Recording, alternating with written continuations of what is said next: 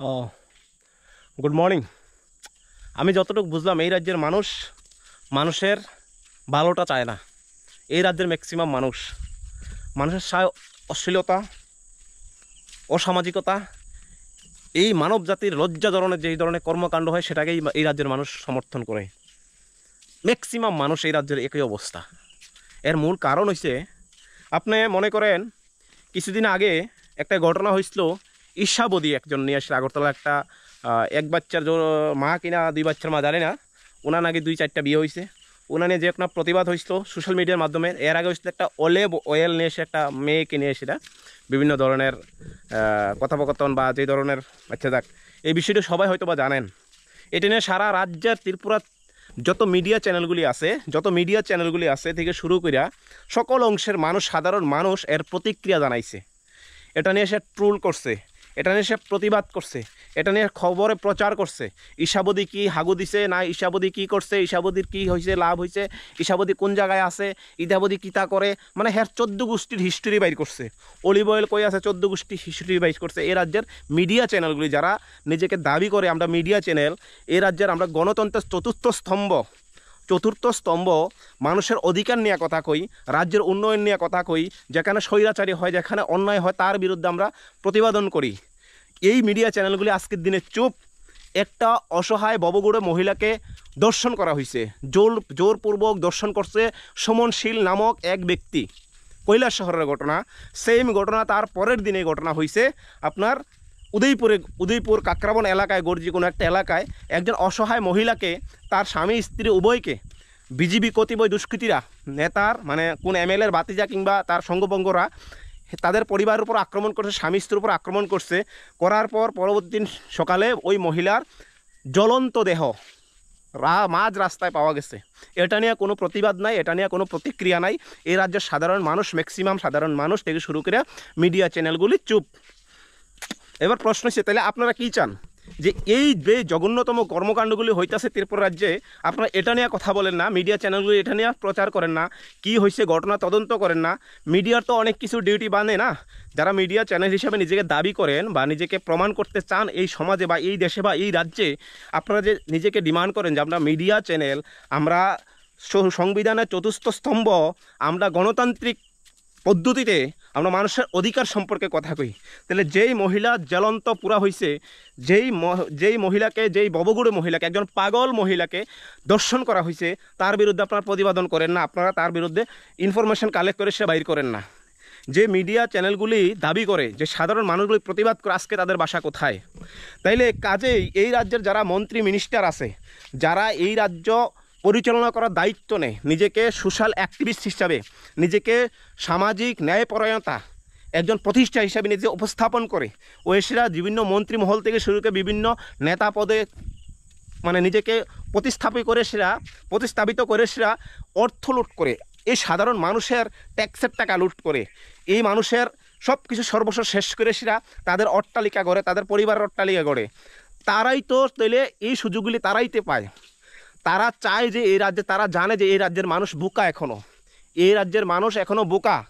যখন কোনো কিছুতে যে বজরং দল, বিশ্ব হিন্দু পরিষদ, আরএসএস যেই দলগুলি আছে, তারা যদি সমাজের ন্যায়পরায়ণতা, মানুষের পক্ষে কথা কয়, তাহলে নিশ্চয়ই তারা আজকের দিনে কথা কইতো। তারা কথা কয় না, কারণ তারা শুধু একটাই লক্ষ্য, মুসলমানকে কোন জায়গায় মুসলমানের ইঙ্গিত পাওয়া যায়, কোন জায়গায় ধর্মীয় সুশ্রী দেওয়া যায়, সমাজে বিভ্রান্তকর করা যায়, সমাজকে জাতি উপজাতির মধ্যে দাঙ্গা লাগানোর চেষ্টা করা যায়, সেই ধরনের লক্ষ্যমাত্রা নিয়েই তারা কাজ করে। একজন মহিলাকে এর আগের দিন রাত্রে বিজিবি কতিপয় দুষ্কৃতী যারা আক্রমণ করা হয়, স্বামী স্ত্রীকে মারধর করা হয়, বিভিন্নভাবে ধমকি দেওয়া হয়, থ্রেট দেওয়া হয়। পরের দিন সকালে ওই মহিলাকে জীবন্ত অবস্থায় মাঝ রাস্তায় পাওয়া যায়। আরেকজন পাগল মহিলা, ববগুড়ে মহিলা, একজন অসহায় মানসিক ভারসাম্যহীন মহিলা, তাকে র্যাপ করা হয়। এটা নিয়ে আমরা চুপ, মানে লজ্জা লাগে ভাবতে। এই ধরনের চিন্তাধারণা নিয়ে আমরা মানে খুবই লজ্জাজনক। কিছুদিন পূর্বে একটা ঘটনা হয়েছিল তেলিয়ামুড়া, একজন সাধারণ ট্রাক ড্রাইভার প্রায় 6-7 ঘন্টা সার্ভাইভ করছে বাঁচনের লাগে, সাধারণ একটা অ্যাক্সিডেন্টেতে, যেই প্রশাসন হেরে উদ্ধার করতে পারছে না। তারপরে দেখছি এখন সবাই চুপ। আমরা প্রতিবাদ করছি, এখনও করছি। এর সুরাহা কি হয়েছে? কিতা করছে, মুখ্যমন্ত্রী একটা কমিটি বাইর করছে, করে সেটা তাদেরকে একটা ফাইন্যান্সিয়াল হেল্প করছে পরিবারকে, শেষ তারপরে দিয়ে একটা ইনকোয়ারি টিম দিছে, এই দিছে সেই দিছে, তদন্তকারী টিম দিছে, এখন তো চুপ। রাজ্যে প্রতিদিন কোথাও না কোথাও দর্শন শিকার হইতেছে মানুষ, মানে মহিলারা যারা সবসময় দাবি করেন যে আমরা মহিলার সুরক্ষা সম্পর্কে আমরা সচেতন, মহিলাদের মৌলিক অধিকার সম্পর্কে আমরা সচেতন, সেই রাজ্যেই গণদর্শন হইতাছে, দর্শন হইতাছে, আমরা সবাই চুপ। আমরা নিজেকে দাবি করি আমরা একজন ভারতের সুষ্ঠু নাগরিক। আপনি কেমনে সুষ্ঠু নাগরিক যদি আপনি অন্যায়ের বিরুদ্ধে কথা না কন, যদি আপনি অন্যায়ের বিরুদ্ধে কথা কইতে না পারেন, তাহলে আপনি কোন গণতান্ত্রিক দেশে আছেন, কোন স্বাধীন দেশে আছেন আপনি? এই স্বাধীন দেশ যারা নেতামন্ত্রী মুষ্টিময় যারা আছে, এই সমাজকে দাবিত করার চেষ্টা করে, কোনো কথাই কইতে পারতেন না। আপনার বাক স্বাধীনতা অধিকার নাই, আপনার অধিকার ছিনাই নিতেছে, আর তাদের বিরুদ্ধে কথা কন। আরে আমার বুকে যদি গুল্লিও লাগাই তবে অন্যায়ের বিরুদ্ধে আমি কথা কমু, হ্যাঁ, তবে সবাইকে একই সুরে চলতে হইব। জাস্ট একটা এক্সাম্পল দেখেন, বাংলাদেশ, শ্রীলঙ্কা, এই রিসেন্টলি নেপাল, ইন্দোনেশিয়া, এমন সারা বিশ্বে এমন ইতিহাস আছে, এই স্বৈরাচারী সরকারের বিরুদ্ধে তারা একত্রিত হয়েছিল, তারা এককভাবে হয়েছিল, এই সরকারের অধপতন ঘটাইছে। যদি এই রাজ্যের শান্তি, সম্প্রীতি, ঐক্য, মানুষের বাক স্বাধীনতা, অধিকার, মানুষের মৌলিক অধিকার, মানুষ মৌলিক কর্তব্যগুলি, তার ন্যায়পরায়ণতা, সব যে দৈনিক জিনিসগুলি এই রাজ্যের সরকার প্রতিনিয়ত মূল্য রেট, মানে তাদের আকাশ ছোঁয়া দাম করতেছে, অথচ মানুষের রোজগারের ব্যবস্থা কি সে বিষয়ে কথা কন না, কেউ কথা কইতে পারে না। কথা কইলে তার উপরে বিভিন্নভাবে চাপ সৃষ্টি করা হয়, আক্রমণ করা হয়। আপনারা যারা কিছুদিন পূর্বেও খুব বুক ফুটাইয়া মিডিয়া চ্যানেলগুলি ঈশাবদী কই হাগু দিছে, ঈশাবদী কই কী করছে সম্পূর্ণ বিবরণ তুলিয়া ধরছেন, আমি আপনাদের কাছে প্রশ্ন, ওই মিডিয়া চ্যানেলগুলির কাছে প্রশ্ন, আপনারা যে একজন অসহায় ভবগুড়ে মহিলা, কল্পনা করছেন, পাগল মহিলাকে যে দর্শন করছে, তার বিরুদ্ধে কয়টা প্রতিবেদন করছেন? যারা হিন্দু নামক মন্ত্রীরা, এমএলএরা ঠেকাদারি নিছেন, যারা হিন্দু নামক মন্ত্রী, এমএলএ সুধাংশু দাস থেকে শুরু করে আর অন্যান্য যারা আছেন, যারা আপনারা শ্রদ্ধেয় এমএলএগণ, আপনারা যে হিন্দু ধর্মের ঠিকাদারি নিছেন, এই যে দর্শনগুলি হয়েছে, এই যে কর্মকাণ্ডগুলি হয়েছে, এটার সাথে তার মুসলমান জড়িত না, তাইলে না আপনি পোস্ট করতেন, আপনি করতেন, আপনার প্রতিক্রিয়া দেখা গেছে? নিশ্চয়ই দেখা গেছে না। কারণ এই রাজ্যে বা এই দেশে একমাত্র একটাই রাস্তা, ধর্মীয়ভাবে আমাদের বোকা বানানোর চেষ্টা। যেমন পাকিস্তান, বাংলাদেশ, অন্যান্য যে দেশগুলি আছে আমরা আশেপাশে, সেগুলি উগ্র ইসলামিকবাদ করে সেটা দেশটা ধ্বংস করতেছে। সেম তদ্রূপ আমরা এই ভারতবর্ষটা, এটা তো কোনো ধর্ম দেশ না, এটা প্রত্যেকটা ধর্মের মানুষ এখানে বসবাস করে। সেই রাজ্যে ধর্ম নিয়ে সেরা একটা বিরাট ধরনের চক্রান্ত করে সেরা হিন্দুদেরকে বোকা বানায় সেরা এই রাজ্যের ক্ষমতাশীল করে সেরা তারা কিন্তু অট্টালিকা ঠিকই জোড়াইতেছে, কিন্তু বিভ্রান্ত ছড়ায় আমাদের সাধারণ মানুষের উপরে। বিষয়গুলি খুবই সেন্সিটিভ, বাবার দরকার আছে। মানে লজ্জা হয় যে এই রাজ্যে একজন পাগল মহিলা সেফ নাই। কল্পনা করেন, একজন পাগল মহিলা সেফ নাই, তাকে দর্শন করা হয়। একজন পাগল ভবগুড়ে মহিলা পর্যন্ত সেফ নাই সেই রাজ্যে আইন ব্যবস্থা, শাসন ব্যবস্থা কোন জায়গায় দিয়ে দাঁড়াইছে? তাইলে একজন মহিলা কথাবার্তা হয়েছে বা হয়েছে, তাদের স্বামী স্ত্রী মিললে সেটা বিজিবির কতিপয় গুন্ডারা তাদের ক্ষমতার জোরে তাদেরকে আক্রমণ চালায়, স্বামী স্ত্রী উভয়কে আক্রমণ চালায়। পরের দিন সকালে তার জীবন্ত জ্বলন্ত দেহ রাস্তায় পড়ে থাকে একজন মহিলা। কল্পনা করেন একটু, জাস্ট ইমাজিন করেন যে আমরা কোন রাজ্যে বসবাস করি, কোন দেশে বসবাস করি। এখানে ল অ্যান্ড অর্ডার বলতে কিছু নাই। বর্তমান বিজেপি সরকার আসার পর আমরা একটাই লক্ষ্য, আমরা হিন্দু মুসলমান করবো, জাতীয়তাতে করবো, ট্রাইবাল বাঙালি করবো, সেটাই আমাদের মূল লক্ষ্য। এটা দেখে দেশ উন্নয়ন হইব, জাতি উন্নয়ন হইব। আগামী দিনে ভবিষ্যৎ প্রজন্ম কি করব, তাদেরকে কি শিক্ষা দিব, এইটা নিয়ে কোনো পরিকল্পনা নাই। রাজ্যের শিক্ষা ব্যবস্থা থেকে শুরু করে স্বাস্থ্য ব্যবস্থা, রাস্তাঘাটের অবস্থা প্রত্যেকটা মানুষের জানা আছে, কিন্তু কেউ মুখ খুলে, কোনো মিডিয়া চ্যানেলগুলি মুখ খুলে কথা বলার সাহস থাকে না। সেই দেশে বসবাস করি আমরা। তাই আমি আপনাদের কাছে, যারা মানে নিজেকে মনে করেন আসলে আপনি আসলেই এই দেশের সুনাগরিক, আপনারা এই দেশের একজন দায়িত্বশীল নাগরিক, আপনারা চুপ থাকলে হইতো না, কথা কইতে লাগবো, অন্যায়ের বিরুদ্ধে রুখে দাঁড়াইতে লাগবো, অন্যায়ের বিরুদ্ধে সোচ্চার হইতে হইব। কারণ তারা একটা অংশের মানুষ। আপনি দেখেন, যারা আজকের দিনে বিজেপির নেতা আছে, যারা বিজেপির নেতা, তারা গত কিছুদিন আগে সিপিএম কিংবা কংগ্রেসের নেতা আসলো, আজকে যারা কংগ্রেসের নেতা, আগামীকাল তারা সিপিএমের নেতা হইব। এই যে যারা যে নেতাগুলি পর্যায়ক্রমে একটা পলিটিক্যাল পার্টি চেঞ্জ করতে, তাদের যে ক্ষমতা, তাদের স্থিতিশীলতা বজায় রাখার জন্য তারা কিভাবে রাখা সম্ভব, কিন্তু এই সম্পূর্ণ প্রেশারটা আমরা সাধারণ মানুষের উপরে। আমরা সাধারণ মানুষ সামান্য একটা বিষয় নিয়ে সেটা নিজেদের মধ্যে মারামারি করে, নিজেদের মধ্যে পিটাপিটি করে, নিজের মধ্যে। যেমন কিছুদিন আগে, জাস্ট একটা এক্সাম্পল কই, কিছুদিন আগে একজন বিধায়ক অসুস্থ হয়েছে।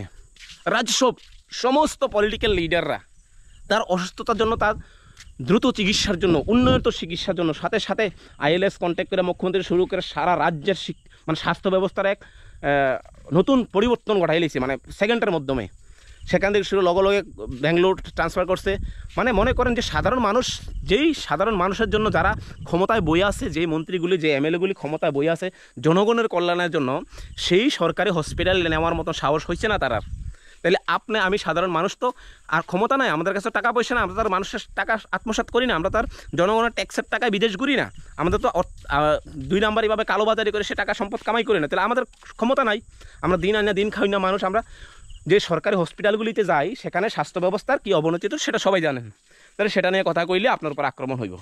সেই দেশে বসবাস করি। তাই আপনাদের কাছে আমার, যারা নিজেকে মনে করেন যে আমি একজন এই ভারতের নাগরিক, একজন সুস্থ নাগরিক, একটা সুনাগরিক, আমি এই সমাজের জন্য চিন্তা করি, আপনাদেরকে আগে আইতেইব, কথা কইতে লাগবো, প্রতিবাদ করতে লাগবো। কারণ না হইলে এই অবস্থা দিনের পর দিন আরও অবনতির দিকে যাইতেছে। বর্তমান বাজারের দ্রব্যমূল্যের জিনিস কী হারে বাড়তেছে, মানুষের শিক্ষাগত যে কত এক্সপেন্সিভ হইতাছে, মানুষের লাইফস্টাইল কত এক্সপেন্সিভ হইতাছে, সেটা দিয়ে কল্পনা করেন। আমি কোনো মন্ত্রী বা মিনিস্টার, কোনো সরকারের দায়িত্ব মনে করি না আপনার মন্দির নির্মাণ করেন, মসজিদ নির্মাণ করেন। আমি চাই যে আপনার বিদ্যালয় স্থাপন করেন, বিদ্যালয়ের শিক্ষা ব্যবস্থা ঠিক করেন, স্বাস্থ্য ব্যবস্থা ঠিক করেন। মানুষ তো ধর্ম তখন পালন করে যার পেটে যখন খাদ্য থাকে, খানা থাকে। আপনাদের কর্তব্য মন্দির উদ্বোধন করা না, মন্দির প্রতিস্থাপন করা না, আপনাদের কর্তব্য মনে করি স্কুল প্রতিস্থাপন করা, বিদ্যালয়ের শিক্ষক নিয়োগ করা, বিদ্যালয়ের শিক্ষা ব্যবস্থাকে উন্নয়ন করা। এটা হচ্ছে কর্তব্য। ধর্মটা তো মানুষ নিজেই করতে পারবো। যখন মানুষ শিক্ষিত হইব, সমাজ জাগ্রত হইব, মানুষ অর্থনৈতিক দিক দিয়ে সোচ্চার হইব, মানুষ একটা নিজের লাইফ স্টেবল করার জন্য একটা রাস্তা পাইব, তখন মন্দির না, এমন হাজারো মন্দির নিজেরাই তৈরি করে। প্রাগ ইতিহাস থেকে দেখেন, বর্তমান সরকারে না মন্দির নির্মাণ করে। ভারতবর্ষে কি প্রত্যেকটা মন্দির কি সরকার নির্মাণ করে দিয়েছে?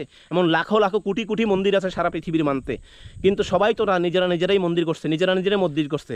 সরকারের কাজ তো মন্দির মসজিদ করা না, সরকারের কাজ হচ্ছে মানুষকে প্রতিষ্ঠিত করা, মানুষকে আগামী প্রজন্মকে একটা সঠিক দিশা দেখানো, তাদেরকে কর্মব্যবস্থানে করা, কর্মসংস্থানের ব্যবস্থা করা, তার অর্থনৈতিকভাবে উন্নয়ন কীভাবে করা যায়, রাজ্যের উন্নয়ন করা, সেটাই হচ্ছে মূল লক্ষ্য। মানে খুব লজ্জা লাগে আজকের দিনে আমরা সবাই চুপ। যারা কথা কয়, যারা প্রতিবাদ করে, তাদের বিরুদ্ধে আমরা লাগি। যারা কথা কয় তাদের বিরুদ্ধে আমরা সোচ্চার হই। আমরা কখনো লাগি ট্রাইবেল বাঙালি, কখনো লাগি আবার জাতীয় উপজাতি, কখনো লাগে আবার হিন্দু মুসলমান। আমি বেলা শেষে একটা কথা কইতে চাই, প্রত্যেকটা মানুষ এই দেশের নাগরিক, প্রত্যেকটা মানুষের এই দেশের মাতৃভূমির প্রতি একটা কর্তব্য থাকা দরকার। আপনার পরিবারের প্রতি আপনার যতটুকু কর্তব্য আছে, আপনার এই দেশের প্রতি, আপনার এই মাটির প্রতি আপনার ততটুকু কর্তব্য আছে। তাই চুপ না থেকে সে কথা কন, অন্যায়ের বিরুদ্ধে রুখে দাঁড়ান। অন্যায়, আপনার পলিটিক্যাল পার্টিভাবে যুক্ত থাকতেই পারেন যে কোনো পলিটিক্যাল পার্টির সাথে, আপনি কিন্তু অন্যায়ের বিরুদ্ধে কথা কইতে লাগবো। তা না হইলে আগামী প্রজন্ম ভয়াবহ অন্ধকার রূপ ধারণ করব। এটাই বাস্তব।